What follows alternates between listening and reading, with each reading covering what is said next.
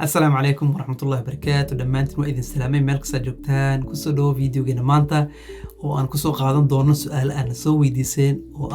وما حي فرقي قود حيا سيف يسيف أس مركا الاستعمال أوفيس قارهان وورد باوربوينت إكسل انت بوحي كسميهين وعليين لبابدن واسكو دو واسكو almost اسكو ميدا وسيف يسيف أس كلا إن شاء الله فيديو جينا وحا كسو قادن دورنا فرقي قود حيا يسيد الله استعماله يا قورت الاستعماله كور انتان فيديو جن مانت قدقلين وحاجة علينا إنا لايك تنو تاجرتو سبسكرايب نا كانال كان كون نقطة سي فيديو شو قدام بيكون سو جاران سيدو كلا أصحاب تعالوا ذاكتو سي كانوا فايستان وان ما سنتين فيديو جن مانتا هاينو بلادو أوكي سي أوجانو فرق يقول حياة سيف يسيفاس مركر وإنا فرنا مت كمية السوفت وير أوفيس سيدا وورد باوربوينت أما إكسل مت كهايس أي فرنكرتا هذا ماشان وحين وفرن باوربوينت وعسكو دايدونا إنا كسو صارنو أما كو أغانو سيدا لو استعمال أما فرقي قول حياة سيف يسيف أس أوكي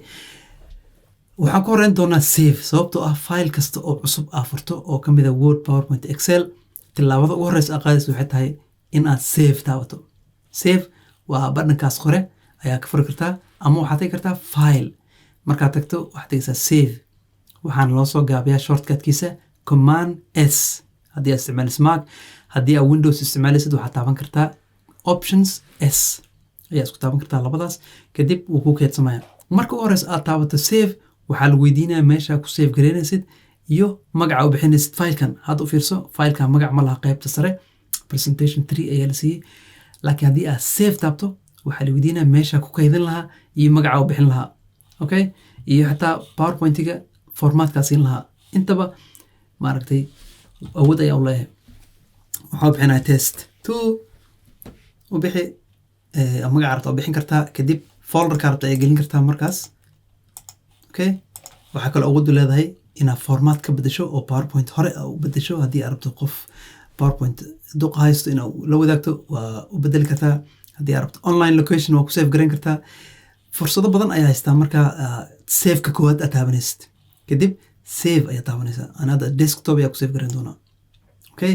فايلك waxaa la siiyay test 2 ciwaankiisa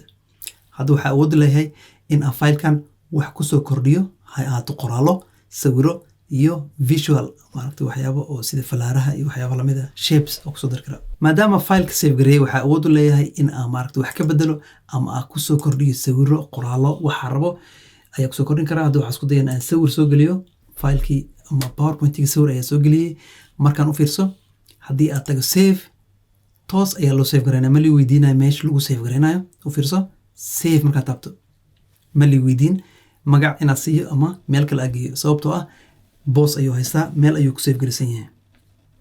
okay markaan aan fiirino sida loo isticmaalo save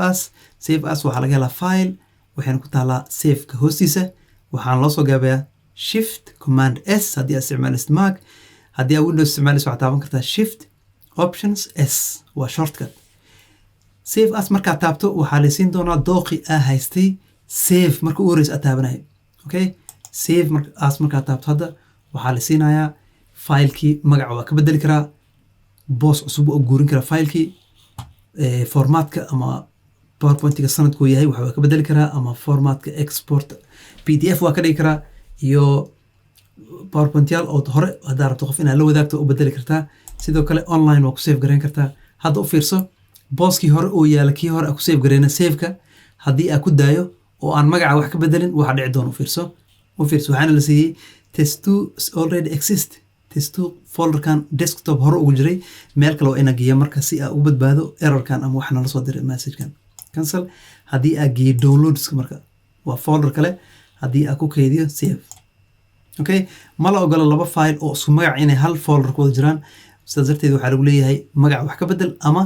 qaanada ku jiraan wax ka bedel okay haddii aan soo koobo farqiga u dhexeeya save iyo save as waxaa soo sheegnay save in ay tahay tilaabada ugu horeysa ugu muhiimsan oo aan ku kaydin karno filekeena kadib markaa save taabano waxaa awood u leenahay inaan ku soo kordhino filekii ama documentigii ha ahaado word powerpoint ama excel in aan qoraallo soo gelino sawiro kadib save markaa taabano filekii wuu noo keedsamayaa oo beri ama sanadka xiga meesha ayaa kasii wadi karnaa halka save as